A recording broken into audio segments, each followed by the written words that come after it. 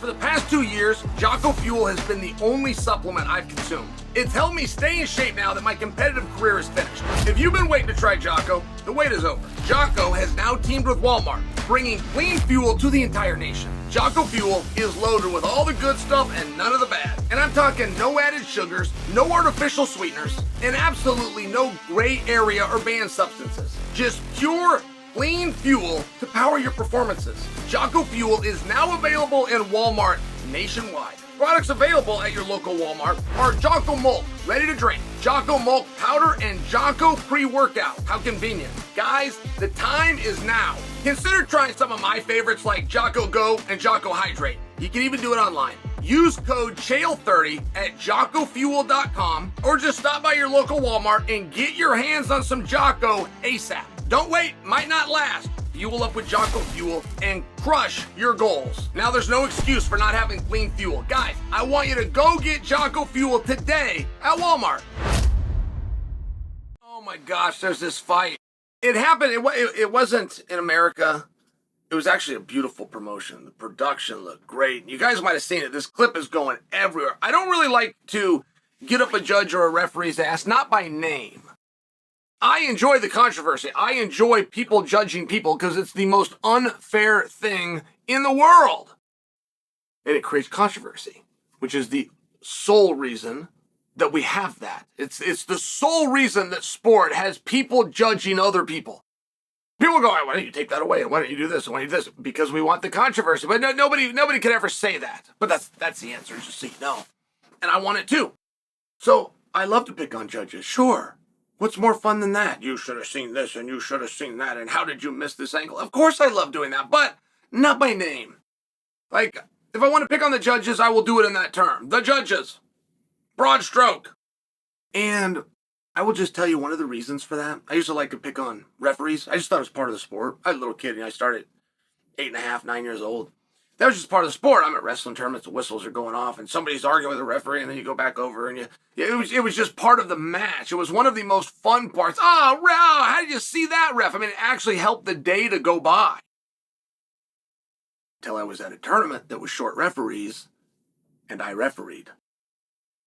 And I will tell you what, your opinion of arguing with officials will change when you go out there and you're the official, which, by the way, you know full well I get some wrong.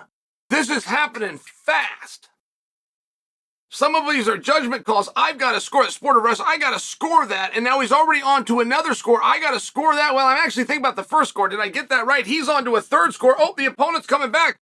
It's one of these things which to lose track of or to never have really had it in the first place. There was an angle. There was a turn. Hey, was that 3? Was that 2? Right, you take a guy off his feet in the sport of wrestling, you can get 1 point for that. You take a guy off his feet in the sport of wrestling, you get 2 points for that. You take a guy off his feet in the sport of wrestling, and you go right to his back, you used to be able to get up to 5 points for that. But if it wasn't high altitude enough, you would get 4 points, and then if it was just feet to back, you would get 3. Do you understand? Do you understand where this can get really hard, really fast, and you're trying to look at certain angles?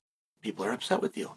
They're calling timeout, and what are you going to do? And I'm only sharing that with you like, it is fun to come after judges, for sure. Oh, that judge has got this wrong, for sure. And some of them are brutal. Brutal. But I prefer to do it in that form and not come after name. Now, I preface it with all of that because I don't know this referee's name, but I am putting it on the referee. And if you see the clip going around, you see him. So I'm singling him out. But this clip is going around. It's not something that I can do about that. All right. So this fight is happening. This guy gets put in a Von Flue choke. Now, there was once upon a time called Jason Von Flue, and he was fun, and he was dangerous in front of everything else. Like, there's a lot of people that will tell you Jason Von Flue was really good. Yeah, he was, but that's not the right word. He was dangerous. There was nobody that he couldn't beat because he had a couple of positions that if he finds them, it does not matter if you're the world champion. He will beat you, and by the way, you will go to sleep. He was one of these guys. Dangerous, right? Okay. So, Jason Von Flue did a choke several times. Choke gets named after him, the Von Flue choke. We're a Von Flue choke, but a Von Flue choke happens specifically. The top guy is submitting the bottom guy.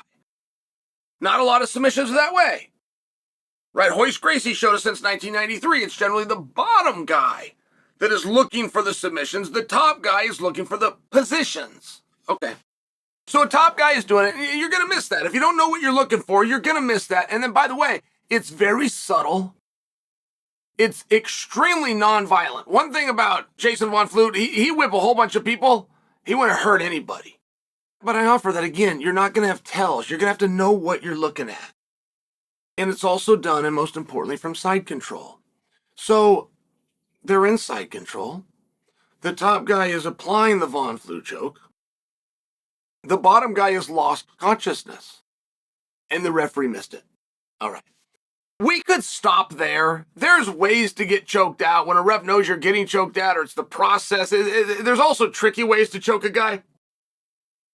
I mean, ask anybody that followed wrestling in the 80s that knows Mark and Dave Schultz. They would put people to sleep. You have no idea the guy was even in danger. And that's a wrestling match where that's not even allowed. I mean, I'm just sharing for you. Like, there are ways to put a guy to sleep. The second you see it, you break it, you make a call, you go from there. And I could live with that for this referee.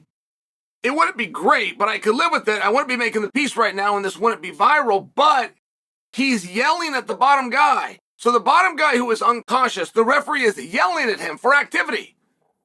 Activity, you got to get busy, you got to do something. He's yelling at him. And my problem with that is now we've got two pieces of the rule you don't understand. Nobody should fall asleep on your watch. That should not happen. I'm just sharing for you. I am lenient and understanding enough. More lenient and more understanding than most, but enough that a guy could fall asleep on your watch and I won't call you out.